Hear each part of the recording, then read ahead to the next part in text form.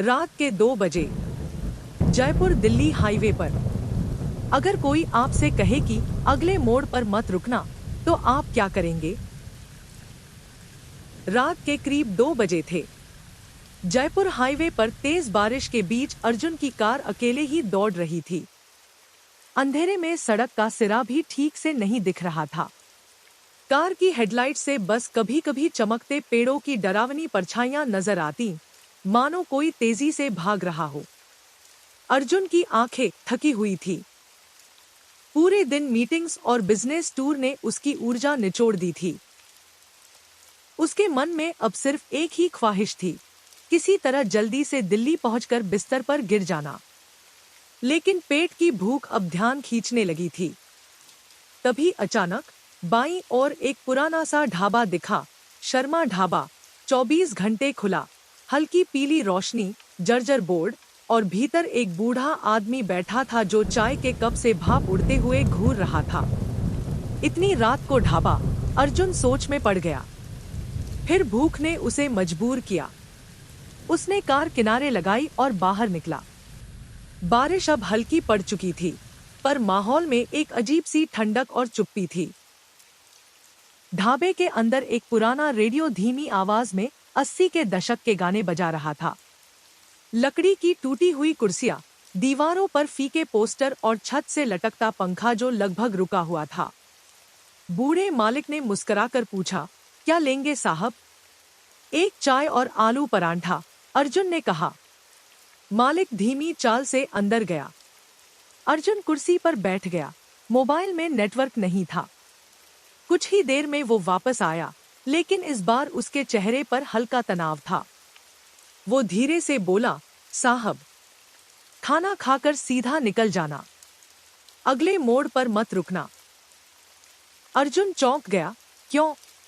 बूढ़ा बस मुस्कुराया और बोला, कभी कभी कुछ चीजों का जवाब ना जानना ही बेहतर होता है। चाय की खुशबू थोड़ी मिट्टी जैसी थी, अजीब। लेकिन भूख इतनी थी कि उसने सब चुपचाप खा लिया। बिल चुकाकर अर्जुन बाहर आया। कार में बैठते हुए एक बार पीछे मुड़कर देखा। ढाबा अब और भी सुनसान लग रहा था। जैसे ही उसने कार आगे बढ़ाई, बारिश फिर तेज हो गई। शीशे पर गिरती बूंदों की आवाज और वाइपर की टकटक कुछ अलग ही बेचैनी पैदा कर रही थी। 10 मिनट भी नहीं हुए होंगे कि आगे फिर से वही शर्मा ढाबा नजर आया। वही बोर्ड, वही टीन की छत, और अंदर फिर से वही बूढ़ा मालिक, वही कप से उड़ती भाप। अर्जुन की रगों में सिहरन दौड़ गई। ये कैसे हो सकता है? वो ढाबा तो पीछे था, तो ये आगे कैसे? बूढ़ा अब भी उसी तरह देख रहा था, और इस बार उसने अर्जुन को देखकर हल्के से सिर भी हिलाया, जैसे पहचान लिया हो। अर्जुन ने गियर बदला और कार तेज कर दी। कुछ ही देर में एक मोड़ आया और अचानक सड़क के बीचों बीच एक औरत खड़ी थी। लाल साड़ी, पूरी भीगी हुई, सिर झुका हुआ, हाथ से रुकने का इशारा कर रही थी। अर्जुन के ज़हन में तुरंत बूढ़े की बात गूंजी, अगले मोड़ पर मत रुकना।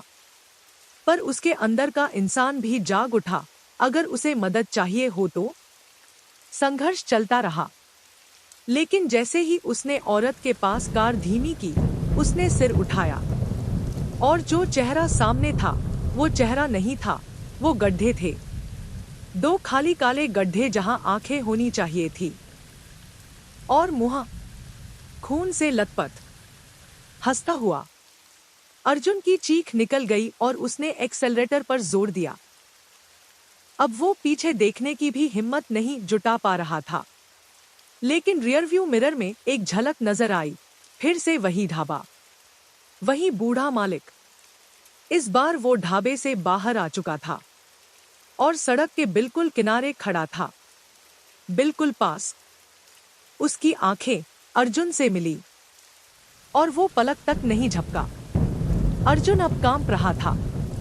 किसी तरह दिल्ली पहुंचा। घर के बाहर कार रोकी और लगभग भागते हुए अंदर आया। लेकिन डर वहां खत्म नहीं हुआ। रसोई की टेबल पर एक चाय का कप रखा था, ताजा और उसमें से भाप उठ रही थी। पास ही एक पर्ची पड़ी थी। कांपते हाथों से उसने उसे उठाया और पढ़ा। कहा था, मत रुकना। अगर ये कहानी आपको झकझोर गई हो तो लाइक करें, कमेंट में बताएं और सब्सक्राइब करें। गहरा सन्नाटा, जहां हर कहानी लाती है अंधेरे से निकली एक नई दहशत।